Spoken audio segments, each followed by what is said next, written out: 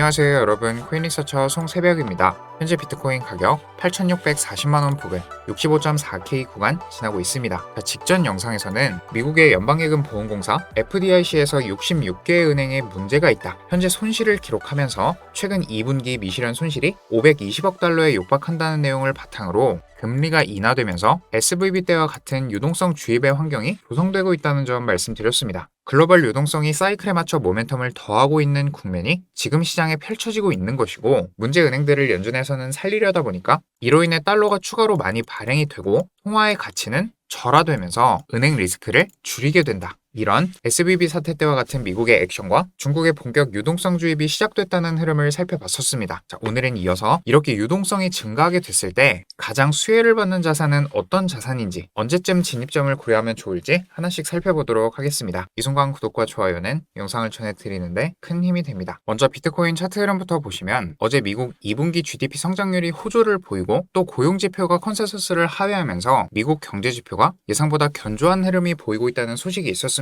이에 힘입어서 65K를 상방으로 돌파하는 흐름이 나왔습니다. 비파의 고점인 65K를 기준으로 2파 타겟과 상승의 시작을 구분할 수 있다는 점 말씀드렸는데, BD라인을 이렇게 돌파해준 이상 이 다이아몬드 패턴이 완성됐고 돌파 이후 강한 상승을 시작했다는 점에서 이제는 조정이 조금 나온다고 해도 하방보다 상방으로 방향성이 전개된다는 데 추세적인 신뢰도를 가질 수 있다고 볼 수 있습니다. 한마디로 이제는 조정이 온다고 해서 숏을 보는 것이 아니라 눌림목의 진입점을 찾는 스탠스로 추세적인 롱 포지션에 입각한 매매가 유리해졌다는 점을 말씀드릴 수 있습니다. 앞서 유동성이 증가하게 되면 가장 큰 수혜를 받는 자산이 무엇일지에 대해 말씀드렸는데, 매크로 투자자 리날덴의 보고서에 따르면 유동성과 가장 상관관계가 높은 움직임을 보이는 자산은 비트코인이라는 연구 결과가 있었습니다. 즉 유동성을 흡수하는 테이퍼링부터 해서 양적 긴축기에는 비트코인이 가장 크게 빠지면서 연동이 되고, 지금과 같이 유동성을 주입하기 시작하는 구간에서는 비트코인이 가장 폭발적으로 많이 오른다. 글로벌 M2가 흐르는 방향으로 비트코인은 83%의 상관관계를 가지면서 다른 자산들보다 사이클의 영향을 많이 받는다는 점을 확인할 수 있습니다. 여기서 한 가지 추가적으로 고려해보면 좋은 부분이, 글로벌 M2 통화의 증가에 따른 상승량은 비트코인이 가장 큰 폭으로 움직이는 것이 결과로 나왔는데, 통화량의 증가는 인플레이션으로 인해 가격 자산을 올리는 역할을 하지만 자산의 가치를 올리는 역할은 한다고 보기는 어렵다고 볼 수 있습니다. S&P, 나스닥 모두 돈이 계속 많아지니까 무한대로 우상향을 하는 차트가 나오는 것입니다.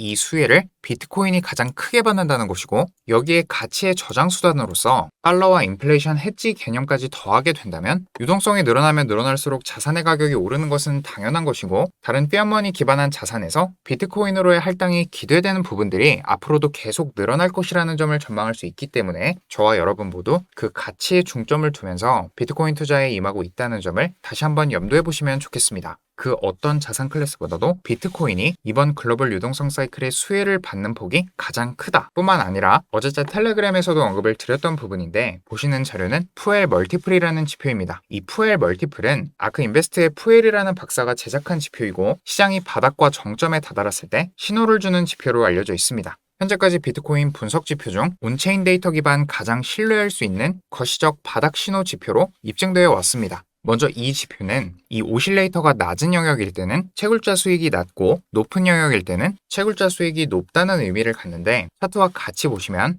역사적으로 마이너스 1 미만 영역대에서 오실레이터가 전환되는 이런 순간은 바닥이 가깝다는 신호로 간주할 수 있습니다. 이런 각각 비트코인 사이클별로 녹색과 주황색 두 번의 바닥 매수 신호가 등장을 했었는데, 녹색은 찐바닥, 주황색은 급등전 2차 바닥을 의미하고 있습니다. 이때 오실레이터의 흐름을 보시면 마이너스 1 미만으로 빠졌다가 추세가 전환되기 시작하는 지점은 바닥이었다는 점을 알 수 있습니다. 이 주황색 구간에서도 마찬가지로 추세가 전환되기 시작하면서 바닥이었다는 점을 확인할 수 있고, 그 다음 18년 말 19년에 시작한 사이클, 이때를 보시더라도 오실레이터의 추세가 전환되었을 때는 찐바닥이었고, 두 번째 신호는 21년도 대불장의 시작이었던 코로나 사태의 직후였다는 점을 확인할 수 있습니다. 자, 그리고 이번 사이클을 보시더라도 16K 부근에 녹색 찐바닥 신호가 출현이 됐고, 오실레이터를 보시면 마이너스 1 미만 영역으로 오실레이터가 내려갔다가 추세가 전환되는 지점에 출현한 것이라는 점 확인할 수 있습니다. 그리고 이런 급등 전에 2차 바닥 신호가 지금 구간에서 관측이 되고 있습니다. 오실레이터도 보시면 마이너스 1을 넘어서 마이너스 2 수준까지 갔다가 추세가 전환되기 시작했다는 점을 우리는 확인할 수 있습니다. 이렇게 현재의 시점은 글로벌 M2의 사이클에 맞춰서 모든 것들이 움직이고 있다는 점을 반드시 알고 있어야 합니다. 조금 전 살펴봤듯 차트적으로 접근을 했을 때에도 마찬가지인 것이고, 그리고 지금은 반감기가 완료된 지 만으로 6개월을 앞두고 있습니다. 이전 사이클들을 확인해 보면 세 번째 반감기 때 급등을 보이기 전까지 약 154일, 그리고 두 번째 반감기 때는 190일가량이 지난 후 급등을 보였습니다. 본격 상승을 보인 시점은 반감기 이후